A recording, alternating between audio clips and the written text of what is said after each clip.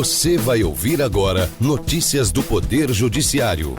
Supremo Tribunal Federal determina que entes federados adotem providências para atendimento à população em situação de rua. Superior Tribunal de Justiça não concede liminar para reduzir pena de paraguaios presos com mais de 500 quilos de maconha. Filha de idoso tem vínculo de emprego negado com irmãos após cuidar do pai doente. Boa noite, eu sou Ariana Fonseca. E eu sou Walter Lima. O ministro do Supremo Tribunal Federal, Alexandre de Moraes, determinou que os estados, o Distrito Federal e os municípios passem a observar imediatamente as diretrizes da Política Nacional para a População em Situação de Rua. A ação foi apresentada pela Rede Sustentabilidade, pelo PSOL e pelo Movimento dos Trabalhadores Sem Teto, sob o argumento de que a população em situação de rua no Brasil está submetida a condições desumanas devido às omissões. Entre as medidas determinadas estão a garantia da segurança pessoal e dos bens das pessoas em situação de rua dentro dos abrigos,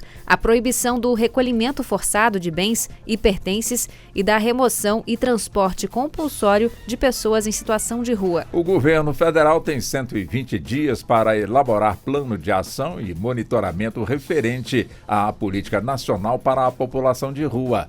A decisão liminar vai ser submetida a referendo do plenário. Continuam presos 2 paraguaios condenados a 12 anos e 3 meses de reclusão por tráfico de drogas. A ministra presidente do STJ, Maria Tereza de Assis Moura, não concedeu a liminar em habeas corpus para reduzir a pena. Fátima Uchoa. Os 2 paraguaios estavam em uma embarcação no Rio Paraná quando a Polícia Federal os flagrou com mais de 500 quilos de maconha provenientes do Paraguai. A defesa sustentou o constrangimento ilegal diante do não reconhecimento de tráfico privilegiado, pois os condenados são primários, têm bons antecedentes e não integram organização criminosa. A ministra Maria Tereza de Assis Moura destacou que o pedido de liminar, como foi apresentado, confunde-se com o próprio mérito do habeas corpus, razão pela qual a apreciação deve ficar para o momento do julgamento definitivo pela 6ª turma do STJ. Bancário que aderiu a plano de demissão incentivada não consegue anular quitação geral do contrato de trabalho. A decisão da 7ª turma do Tribunal Superior do Trabalho segue o entendimento do STF. Samanta Flor. O bancário pediu o pagamento de diversas parcelas com o argumento de que haviam sido incluídos no termo de rescisão de contrato de trabalho percentuais que não estavam ligados ao PDI, como intervalo entre a jornada e horas extras. Em primeiro e segundo graus, o pedido não foi aceito. No TST, a 7ª turma acompanhou o mesmo entendimento do STF e rejeitou o pedido do bancário. Para o colegiado, a adesão ao PDI afasta a possibilidade de reclamar na Justiça verbas trabalhistas ou questionar a validade da cláusula de quitação. As mudanças nas regras das eleições do ano que vem podem ser feitas até o mês de outubro. O princípio da anterioridade eleitoral garante segurança jurídica ao processo das eleições. Carol Lasno.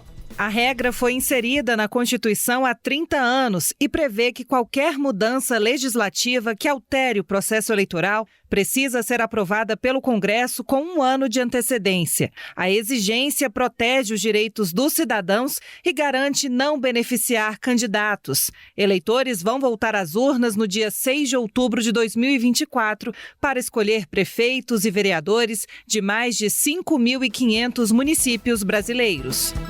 Filha de idoso tem vínculo de emprego negado com irmãos após cuidar do pai doente. A decisão foi do TRT 18 em Goiás. Marcelo de la Libera. Ela alegou que foi contratada por 2 dos 7 irmãos para receber R$ 1.500 por mês, porém sem carteira assinada. 3 anos depois, o pai faleceu e ela não recebeu as verbas trabalhistas. Os irmãos comprovaram que tinham tarefas divididas nos cuidados prestados ao pai e aos negócios dele. Os valores que ela recebia vinham direto do pai e ela não era subordinada aos irmãos, característica fundamental para reconhecimento de vínculo de emprego. Para a Justiça, ela cumpriu um dever moral e não contratual.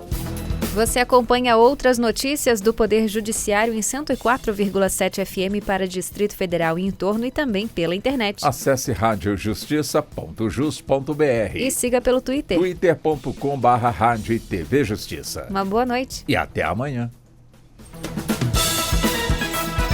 Notícias do Poder Judiciário, uma produção da Rádio Justiça, Supremo Tribunal Federal.